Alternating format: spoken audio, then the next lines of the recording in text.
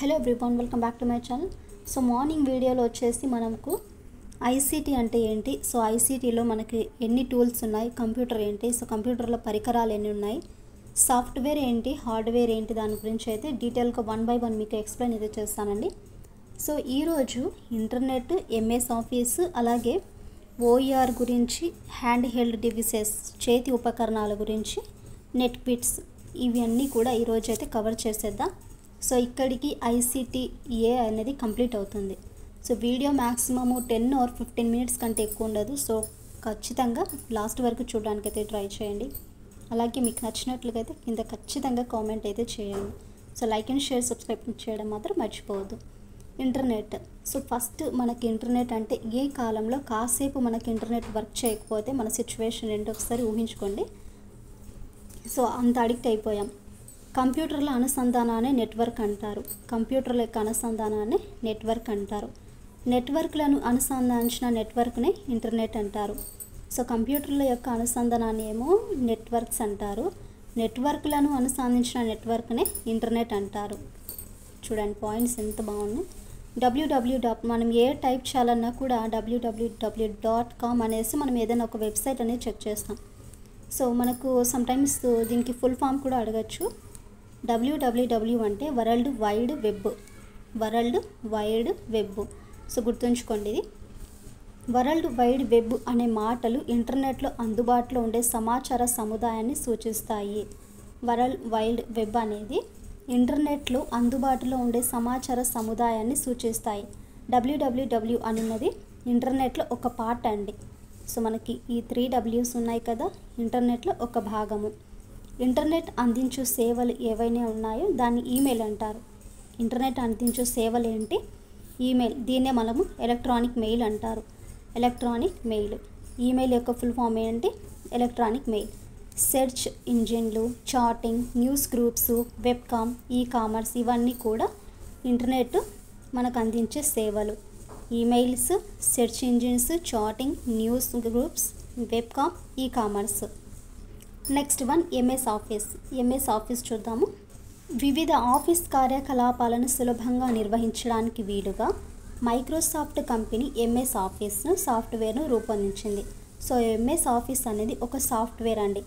దేనికి వీళ్ళు రూపొందించారంటే మనకి ఏవైనా ఆఫీస్ కార్యకలాపాలు ఉంటాయి కదా, సో ఏవైనా ఒక ఆఫీస్కి సంబంధించిన పనులు ఉంటాయో వాటిని సులభంగా నిర్వహించడానికి అనుకూలంగా వీలుగా మైక్రోసాఫ్ట్ కంపెనీ అనేది ఒక ఎంఎస్ ఆఫీస్ అనే ఒక సాఫ్ట్వేర్ను రూపొందించింది.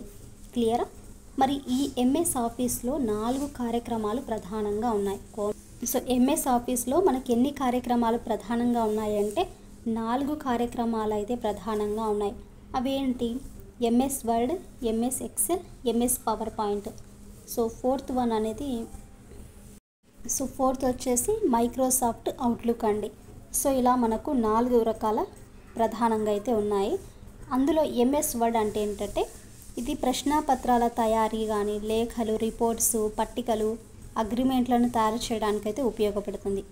ఎంఎస్ వర్డ్ అనేది ప్రశ్నాపత్రాల తయారీ, క్వశ్చన్ పేపర్స్ కానీ, ఏవైనా లెటర్స్ కానీ, రిపోర్ట్స్ అంటే ఏవైనా పట్టికలు ఉన్నాయి కదా, సో వాటిని, అగ్రిమెంట్స్, ఇవన్నీ తయారు చేయడానికైతే ఉపయోగపడుతుంది. ఎంఎస్ ఎక్సెల్ వచ్చేసి విద్యార్థుల మార్కుల జాబితాలను తయారు చేసి మొత్తం మార్కులు, సగటు ర్యాంకులు సులభంగా, త్వరగా లెక్కించేందుకు, మరి ఏదైనా ఒక వ్యక్తి నెలసరి భత్యాలు ఉంటాయి కదా, సో మంత్లీ మనకు పేమెంట్స్ అలా, సో అవి గణిత పట్టికలు మరి గ్రాఫ్లను చిత్రీకరించడం దీనికైతే ఉపయోగించవచ్చు. వివిధ గణనలు చేయటకు కూడా ఉపయోగపడును. ఏది? ఎంఎస్ ఎక్సెల్ అనేది. ఎంఎస్ పవర్ పాయింట్ అనేది ఏదేని ఒక టెక్స్ట్ని అందంగా, ఆకర్షణీయంగా చూపులకు అతి తక్కువ సమయంలో అర్థవంతంగా చూపడానికైతే దీనిని ఉపయోగించవచ్చు. మరి ఫోర్త్ వన్ ఏంటంటే మైక్రోసాఫ్ట్ అవుట్లుక్ అండి. సో మైక్రోసాఫ్ట్ అవుట్లుక్ అనేది మనకు ఏదైనా ఈమెయిల్స్ కానీ, క్యాలెండర్స్, కాంటాక్ట్స్, సో ఈ టాస్క్లు ఉంటాయి కదా, వాటిని నిర్వహించడానికైతే ఉపయోగపడుతుంది. ఏదానికి? మైక్రోసాఫ్ట్ అవుట్లుక్ అనేది ఈమెయిల్స్, క్యాలెండర్స్, కాంటాక్ట్స్, టాస్క్ నిర్వహించడానికి ఉపయోగపడుతుంది. నెక్స్ట్ వన్ వచ్చేసి ఓఈఆర్. ఓఈఆర్ ఫుల్ డెఫినేషన్ చూడండి ఇక్కడ. Open educational resource. ఓఈఆర్ అంటే ఓపెన్ ఎడ్యుకేషనల్ రీసోర్స్. ఈ ఓఈఆర్స్ అనున్నవి ఉచితంగా లభించే డిజిటల్ వనరులు. కోర్స్ మెటీరియల్స్ కానీ ఈ బుక్స్ సాఫ్ట్వేర్స్ రూపంలో ఓఈఆర్లు అనేవి మనకు లభ్యమవుతున్నాయి. 2001లో వికీపీడియా ప్రపంచవ్యాప్తంగా ఓఈఆర్స్ని ప్రారంభమయ్యాయి. ఎప్పుడు అండి? 2001లో వికీపీడియాతో ప్రపంచవ్యాప్తంగా ఈ ఓఈఆర్స్ అనేవి ప్రారంభమయ్యాయి.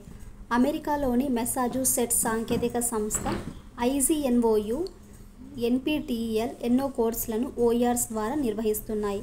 సో దీనికి డెఫినేషన్స్ ఏంటో కింద కామెంట్ అయితే చేయండి. సో దీనికి వద్దులేండి, ఆల్రెడీ ఉంది.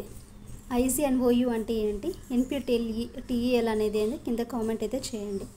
అమెరికాలోని మెసాచ్యూసెట్స్ సాంకేతిక సంస్థ IGNOU, NPTEL ఇలా ఎన్నో కోర్సులను ఓఈఆర్స్ ద్వారానే నిర్వహిస్తున్నాయి. నెక్స్ట్, ఓఈఆర్స్ రూపంలో సృష్టించిన కొత్త వనరులను తిరిగి అందరికీ అందించే అవకాశం అనేది ఉంటుంది. దీనినే FIRE అంటారు. FIRE అంటే మనకు 555 లాగా అనుకోండి. Reuse, revise, remix, redistribute, retain. So మళ్ళీ మొత్తం ఎన్ని ఉన్నాయి? 5 అయితే ఉన్నాయి కదా. ఓఈఆర్స్ రూపంలో అంటే మనకు ఎన్ని వనరులు ఉన్నాయంటే 5 రకాలు అయితే ఉన్నాయి. అందులో reuse, revise, remix, redistribute, retain ఇలా మనకు 5 రకాలుగా అయితే ఉన్నాయండి. అందులో మళ్ళీ కొన్ని ఓఆర్ వెబ్సైట్లు ఏంటంటే ఖాన్ అకాడమీ ఒకటి, NROER, meta studio, TESS Africa. Next ఇక్కడ కనిపిస్తున్నవన్నీ కూడా ముందుగా రూపొందించిన పాఠ్యాంశాలు అనేవి లభిస్తాయి. సో దీనిలో ముందుగా రూపొందించిన పాఠ్యాంశాలు అనేవి లభిస్తాయి. మరి ఇది వచ్చేసి ఉపాధ్యాయులకు సహకరించే వెబ్సైట్ అండి. సో కర్ణాటక ఎడ్యుకేషన్ అనేది ఉపాధ్యాయులకు సహకరించే వెబ్సైట్. వికీపీడియా వచ్చేసి ఇది భాగస్వామ్యములతో వనరులతో సృష్టించి అందించే వెబ్సైట్. భాగస్వామ్యులతో వనరులను సృష్టించి అందించే వెబ్సైట్. ఓఈఆర్ సాఫ్ట్వేర్స్ అంటే PHET stimulation, XMind software.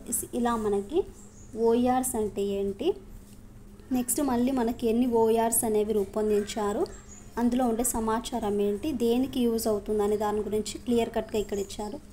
Next one ఏంటంటే చేతి ఉపకరణాలు, హ్యాండ్ హెల్డ్ డివైసెస్ అంటే మన చేతిలో ఇమిడిపోయి ఉపయోగించుటకు వీలుగా ఉన్న పరికరాలనే చేతి ఉపకరణాలు అంటారు. ఫర్ ఎగ్జాంపుల్ ఇప్పుడు మనం యూజ్ చేస్తున్నాం కదా, మొబైల్స్ కానీ ట్యాబ్లెట్స్ కానీ ఉంటాయి కదా. సో ఐప్యాడ్స్ కానీ ఇవన్నీ కూడా మన చేతిలోకి వీళ్ళు ఉన్నాయా లేవా? సో వాటిని మనం హ్యాండ్ హెల్డ్ డివైసెస్, చేతి ఉపకరణాలు అని అంటారు. నెక్స్ట్ నెటిక్విట్స్ అండి. అంతర్జాతీయ వినియోగంలో మనకు అంతర్జాతీయ వినియోగంలో పాటించవలసిన ఆచార వ్యవహారాలనే నెటిక్విట్స్ అంటారు. సో నెటిక్విట్స్ అంటారు. అంతర్జాల వినియోగంలో పాటించవలసిన ఆచార వ్యవహారాలను నెటిక్విట్స్ అంటారు. నెక్స్ట్ ఐసిటికి సంబంధించిన జాతీయ రాష్ట్ర ప్రభుత్వాల విధానాలు చూద్దాం. ఇక్కడికి కంప్లీట్ అవుతుంది. ICTA అనేది పాఠశాల విద్యలో జాతీయ ICT విధానాన్ని 2012లో ప్రకటించారు. ఇంపార్టెంట్ బిట్ ఇదైతే. పాఠశాల విద్యలో జాతీయ ICT విధానాన్ని ఎప్పుడు ప్రకటించారండి? 2012లో ప్రకటించారు. CAL, క్లాస్, ఎడ్యుసాట్, టెర్మినల్స్, మన టీవీ మొదలైనవి మన రాష్ట్రంలో కంప్యూటర్ ఆధారిత అభ్యసనాన్ని పెంపొందించే కార్యక్రమాలు. CAL, క్లాస్, ఎడ్యుసాట్, టెర్మినల్స్, మన టీవీ ఇవి గుర్తుంచుకోండి. ఇవన్నీ ఏంటంటే మన రాష్ట్రంలో కంప్యూటర్ బేస్డ్ ఆధారిత అభ్యసనాన్ని పెంపొందించే కార్యక్రమాలు. కాల్ ప్రోగ్రామ్ ద్వారా పాఠశాలకు కంప్యూటర్ సరఫరా చేయబడ్డాయి. ప్రతి CAL పాఠశాలలకు అంటే మనకు చుట్టుపక్కల ఉన్నాయి కదా. సో వాటి యొక్క ప్రాథమిక పాఠశాలలు 200 మెంబర్స్ కన్నా మించుకోకుండా ఉంటే అనుసంధానం చేయబడ్డాయి. ఈ CAL ప్రోగ్రామ్స్ అనేవి పాఠశాలకు కంప్యూటర్స్ అనేవి డిస్ట్రిబ్యూట్ చేస్తాయి. ప్రతి CAL పాఠశాలకు చుట్టుపక్కల ఏవైతే ప్రాథమిక స్కూల్స్ ఉంటాయో అంటే 200కి మించుకోకుండా వాటిని అనుసంధానం చేయబడ్డాయి. విద్యా క్రీడలు Age of Empires the Vice City. విద్యా క్రీడలు వచ్చేసి Age of Empires the Vice City. So ఇది మనకు ఈరోజు అయితే టాపిక్స్ ICTA అనేది కంప్లీట్ అయిందండి. మ్యాక్సిమం పాసిబుల్ అయితే రేపు ICTB అనేది చేద్దాం. దాని తర్వాత ప్రాక్టీస్ క్వశ్చన్స్ ఉన్నాయి కదా, సో వాటిని అయితే చేసేద్దాం. మ్యాక్సిమం ఇది కూడా చాలా తక్కువగా ఉంది. మేబీ ఒకే వీడియోలో అయితే పాసిబుల్ అయితే చేస్తాం. సో ఐ హోప్ మీరు ఇంతవరకు చూసారనేసి నేను అనుకుంటున్నానండి. లాస్ట్ వరకు చూసినట్లయితే ఖచ్చితంగా కింద కామెంట్ అయితే చేయండి. అలాగే లైక్ అండ్ షేర్, సబ్స్క్రైబ్ చేయడం మాత్రం మర్చిపోకండి.